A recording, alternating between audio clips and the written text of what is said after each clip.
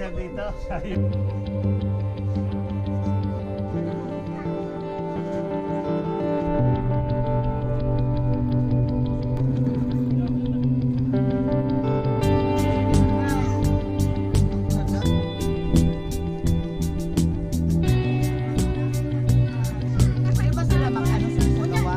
We are here at Dato Salumay Datas Elementary School para maghatag ng mga bags para sa mga bata. And itudluan po namin sila kung sa muhugas o kamot o naghatag ng pagkaon o akong pasalamat namo sa Krispy Kreme sa ilahang gidonate karong adlaw ug sa muang members na ni-attend o maski challenging kayo ang dalan diri sa Datas Elementary School. O akong pasalamat mi sa organisa sa kaning event para makatabang mi sa mga bata. I need your energy, okay? Hep hep!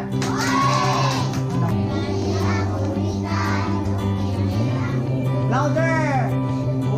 Nasa hinterlands po tayo ng Davao. Hindi alam ng karamihan, about 70% ng Davao City, ganito po ang itsura. Napakalayo po dito, but this is part of the ancestral domain ng Matigsalog tribe. Dito po sa community na to, we are about 15 kilometers away from the highway, rugged terrain. Pero buti na lang ngayon, dahan-dahan nang dumarating yung development. But before this school, about same kilometers din ang nilalakad ng mga kids. Hindi lang one way, two ways pabalik.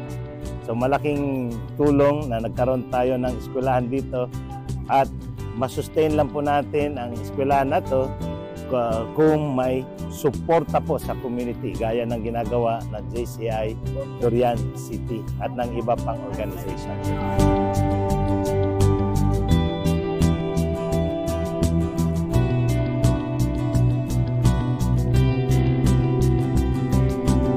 Grabe ang experience sa pag-adto diri pero dili na mo na ginamind kay para lang makahatag ni og kanang palipay sa mga bata diri sa Marilog, kaning mga tribo Matigsalog. Salamat sa mga nag-sponsor og sa mga nag-sponsor sa bag, sa water bottle, sa mga pagkaon og sa Krispy Kreme. We are so thankful na bisan pag lisod kayo ang dalan no pasulod diri 15 kilometers from the highway, nakaya nila ang dalan, and then we're so blessed nga niuyon pud ang panahon no nga init nga nakasulod sila diri sa among tunghaan no sa Datas Elementary School successfully. Hope no nga dili lang karon no ang ilahang suporta nga ihatag alang sa mga kabatan-unan diri sa Datas Elementary School. Hope nga magpadayon nga makahatag kalipay sa mga kabatan-unan.